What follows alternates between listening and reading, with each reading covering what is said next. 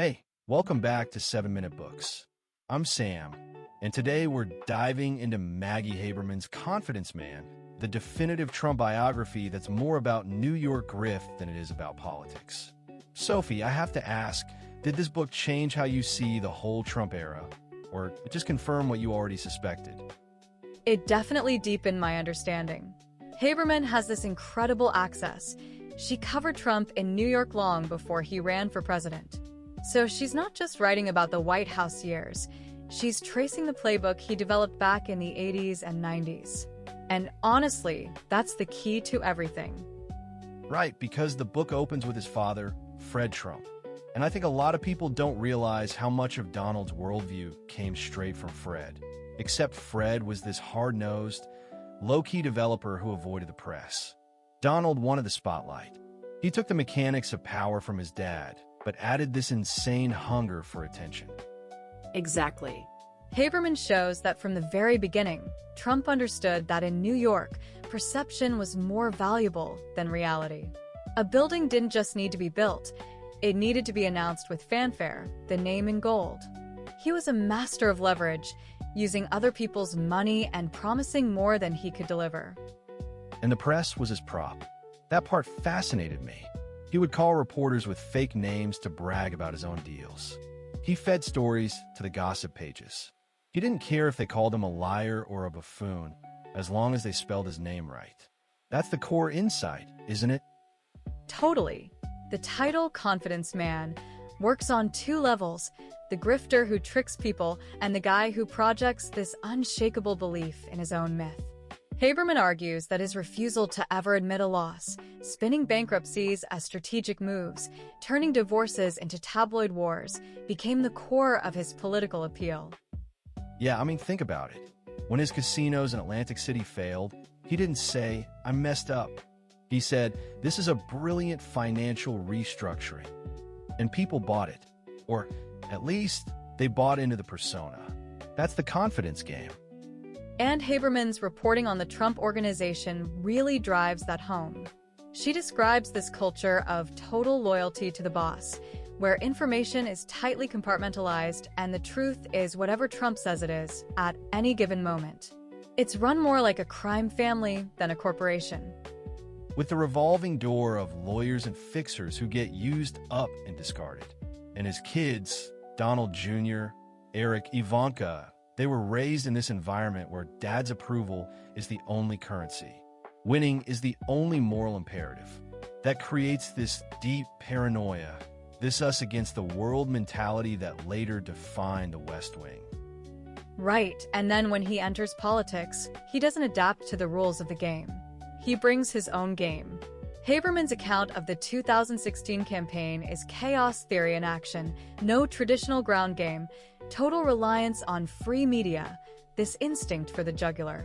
He understood that Republican primary voters wanted someone who would break norms. His rallies weren't policy speeches. They were performances. He'd riff for an hour, test out lines, read the crowd, adjust in real time. It's the same improvisational style he used in the boardroom, but now the product is a movement. The part that got me was how he treated the presidency like the ultimate reality show. And Haberman had extraordinary access as a White House correspondent. She describes an administration perpetually on the brink of collapse, where the normal rhythms of governance are replaced by Trump's TV viewing habits. The West Wing was a battlefield of competing factions, and he was the engine of the chaos, pitting people against each other. His staff's job wasn't to inform him, it was to manage him, to keep him from self-destructing and to translate his late-night tweets into policy. That's wild. But the book also gets into his relationship with the law, which is basically rules don't apply to me. Yeah, he views the legal system as just another negotiation, a game to be played, delayed, and beaten. Haberman traces this back to the housing discrimination lawsuits against Fred Trump's company. He has never accepted the idea that rules apply to him. And that belief system was put to the test during Mueller and the first impeachment. He was obsessed with the investigation, saw it as a personal betrayal by the deep state, and honestly believed he could just make it go away with his powers of persuasion. that fundamental inability to accept external authority. That's the key to understanding his behavior in office and after. The book also has this devastating portrait of the Republican Party's capitulation. Haberman shows how the old guard fell in line not because they believed in his policies, but because they feared his base. It was a willing submission, a Faustian bargain. In the final chapter, the aftermath of the 2020 election in January 6th is presented not as an aberration, but as the logical endpoint of a life spent believing losing is unacceptable and truth is whatever you can get away with. It's chilling. What I appreciate is that Haberman resists psychoanalyzing from a distance. She lets the reporting do the work. We see a man who is deeply insecure, who craves his father's approval, who is pathologically incapable of empathy, but also a master of the media age who understood that attention is the only real currency. So for me, the one takeaway is this: Trump's power comes not from ideology or policy, but from his ability to dominate the narrative, to control the conversation, to make everyone else play by his rules. That's the confidence game. And if you want to go deeper, the whole library's over at 7minutebooks.com/app with over 6,000 fiction and nonfiction titles you can read or listen to in any language.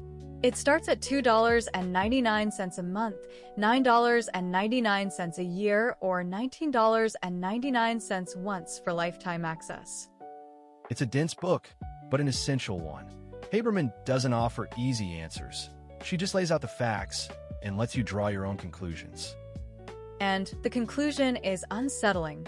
We created a system that worships wealth, fame, and winning at all costs, and Trump is a perfect reflection of that. We'll see you in the next one.